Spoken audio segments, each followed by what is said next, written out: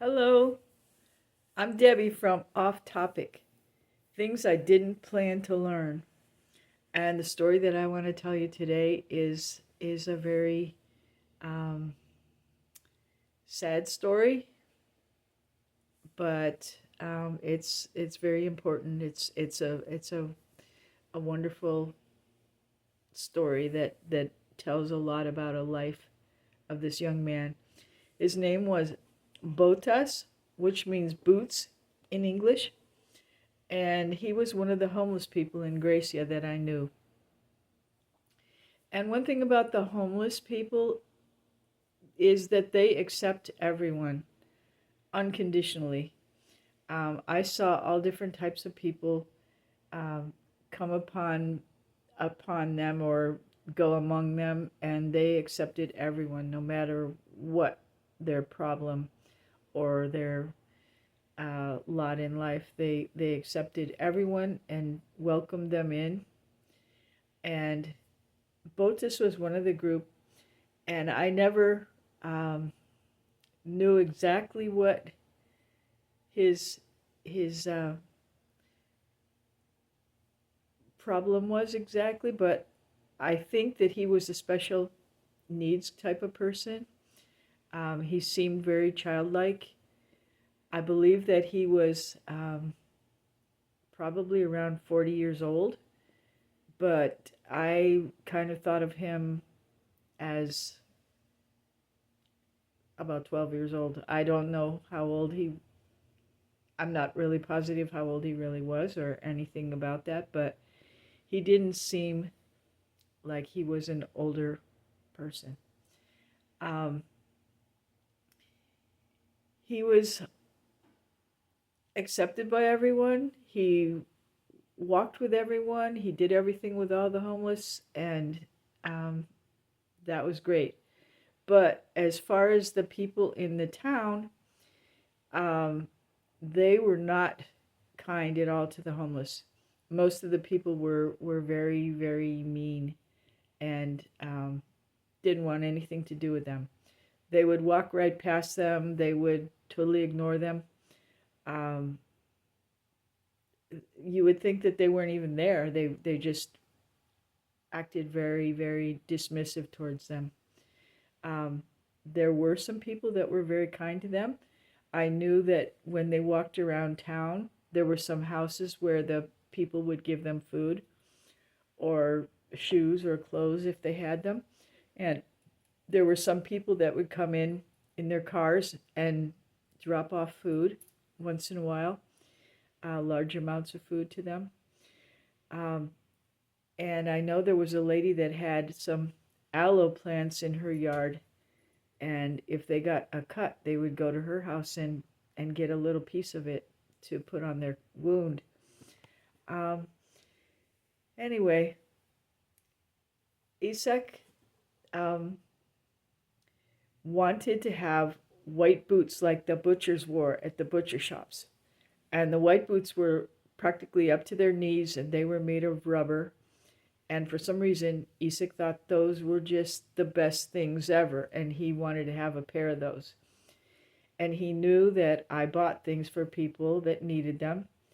And so he came to me and said, Debbie, yeah, can you get me some white boots like the butchermen wear? And I said, oh, Isak, you're going to need to come over to the table and make earrings with us, which is what I did with a lot of the homeless in the park.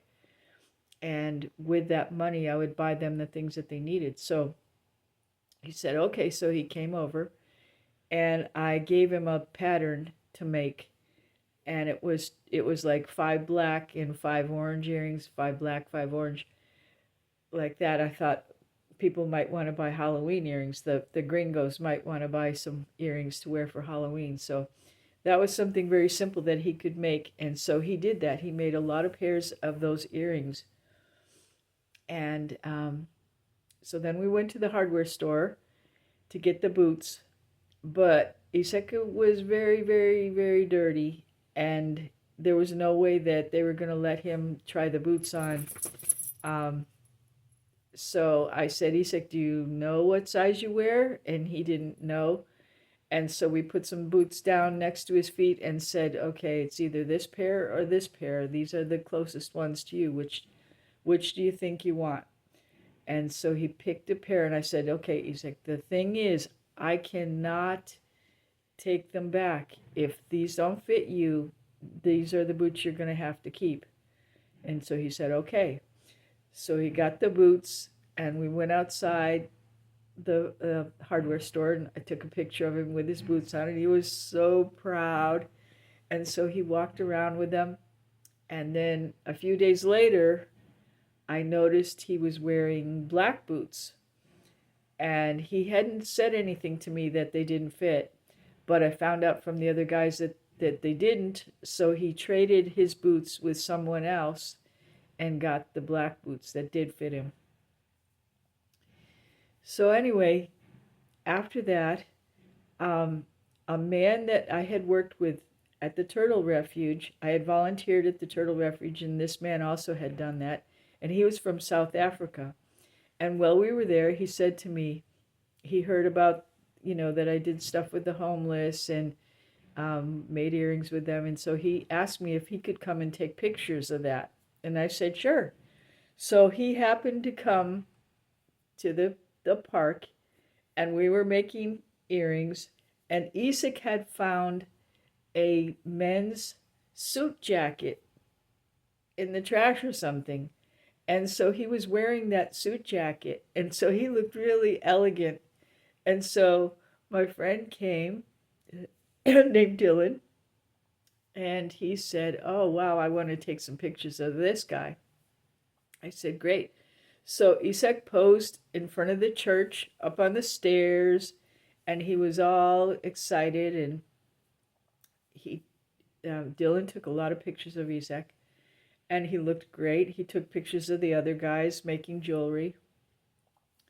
And then a group of us walked around town because I had said to two of them that I would rent them a room because they had worked every single day for months and months. They had worked really, really hard, and so I said I would rent a room for them if we could find one. So we walked all over town. Isaac was with us, and we went from house to house in a really poor neighborhood, and we asked if there was a room to rent, and everyone said no, no, no, no, no. And even if there was a sign that there was a room for rent, they would say no.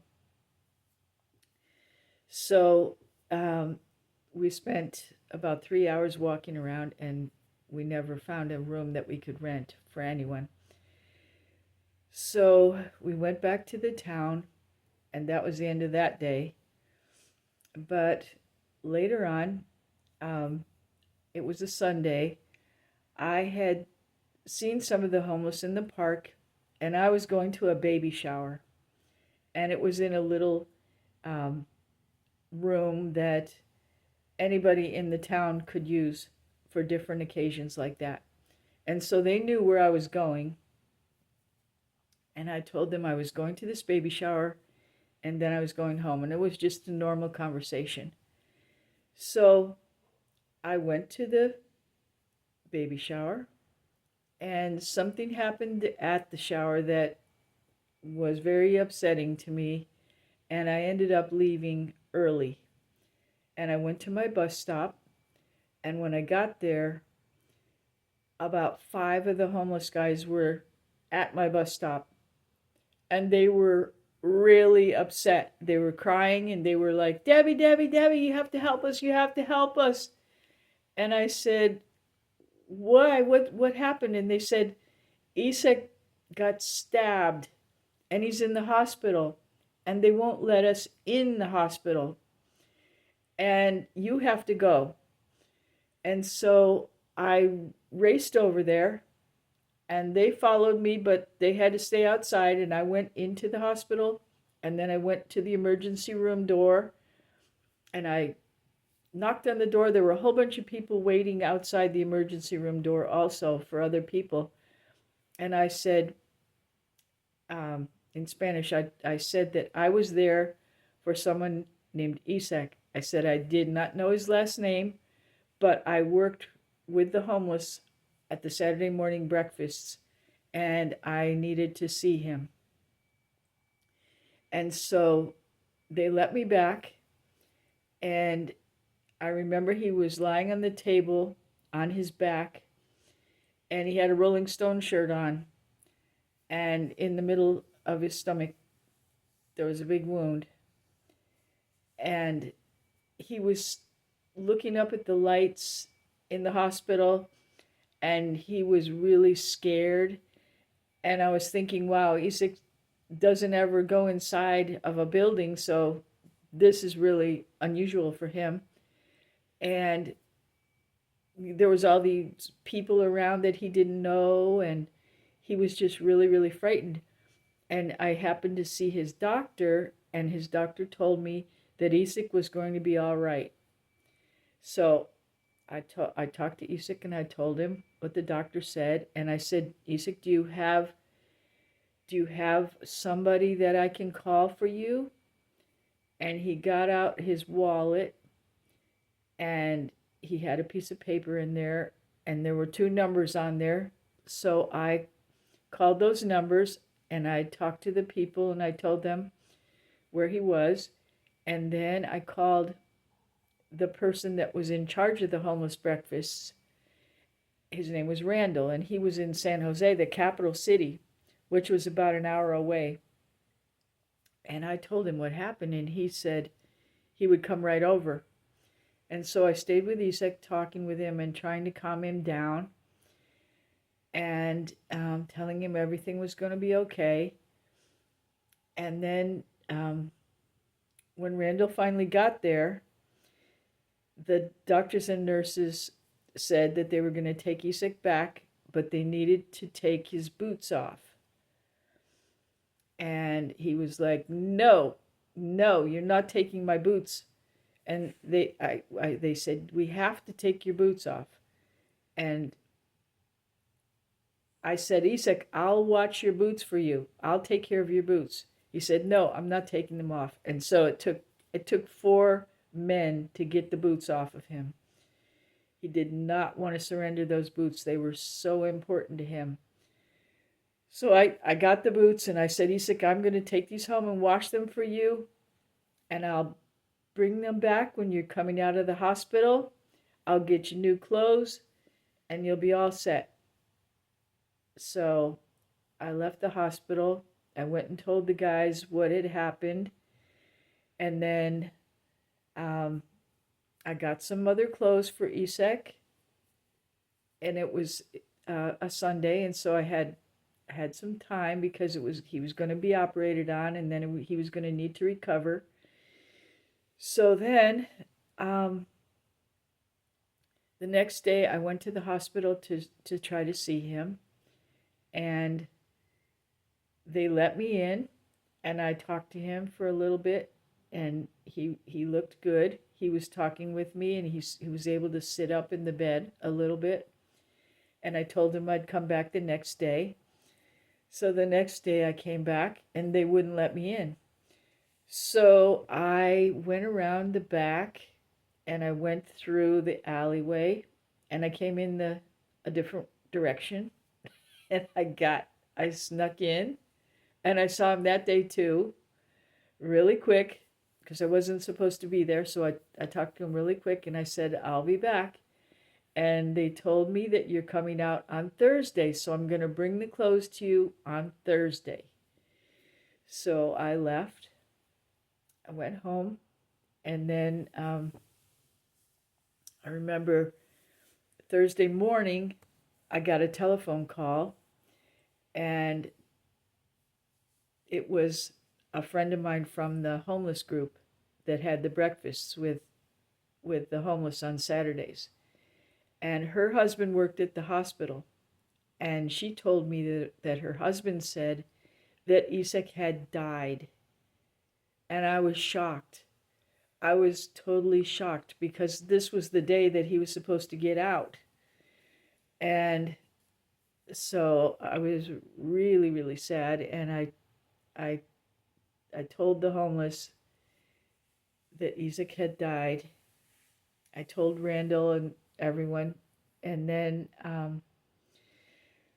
we had to figure out what was going to happen with Isaac's body. So the people that we had called from his family um, had not come to the hospital. So Randall got in touch with his family, and they lived really far away. And he made transportation. He sent somehow was able to get them on buses to come into Gracia. It took a while. Um, and Randall and the rest of the people from our group was called Una Mano por los Indigentes, means a hand for the homeless. They set up a whole funeral for Isaac. And when he was in Gracia, normally with the community, they were not very nice to him. As I said, they pretty much ignored the homeless, but there was a group of older men in the park that would call him names. They would call him stupid and laugh and say mean things to him. And I would go over and yell at them and say and tell them to stop. And they said, "No, it's fine. We can do this. It's fine. There's nothing wrong." And I said, "Yes, there is something wrong. You do not do that to people like Isaac."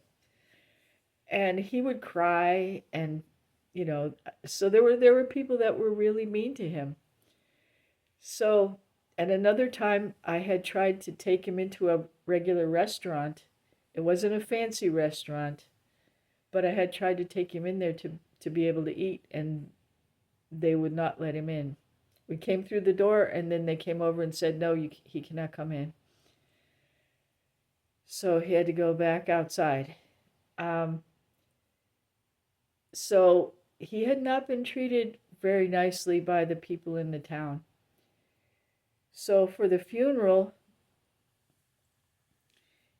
it was quite an experience because they had a very nice casket for him, and a lot of flowers were there. There were quite a few big bouquets. I would say maybe 5 or 6 really big bouquets for Isaac. And the homeless came with their belongings, which amounted to a plastic bag with maybe one change of clothing, or a toothbrush, or a shirt in it. The homeless don't have hardly anything. They don't have anything at all.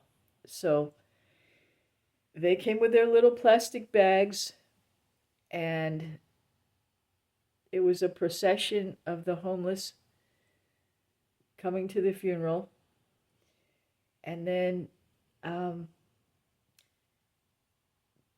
our group leader did some prayers for Isaac, and I think maybe one of the members of a church came and spoke also for him, and the members of his family were there, and we had coffee and cake, a little bit of cake, and then the family was able to have some food afterwards. And then we walked all the way to the cemetery with Isaac's casket, and all the homeless followed behind. There was a little girl that was a daughter of one of the homeless. She was about 8 years old, and she had been there, and she looked inside the casket to see him. And it was a very, very sad time. Everyone was crying and carrying on, and we got to the cemetery, and then they put Isaac's casket in the position where it was going to go. And I just thought, wow, in Isaac's life, he didn't have much of anything. he had a dog named Pepe that he loved and he cared for. And I remember Isak giving Pepe a bath one day after the homeless breakfast. Um, and he was always walking with Pepe. Um, and it was just really sad that in his life he was not respected, but when he died, he was. And it was quite sad. It was nice, but still it was very, very sad thinking about the way that he had been treated. And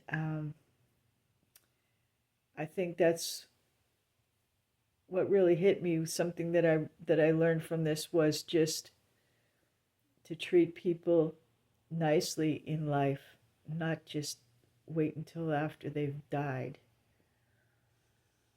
So that was the story of Botas. And his little dog Pepe was adopted by someone in the community. A lady adopted him.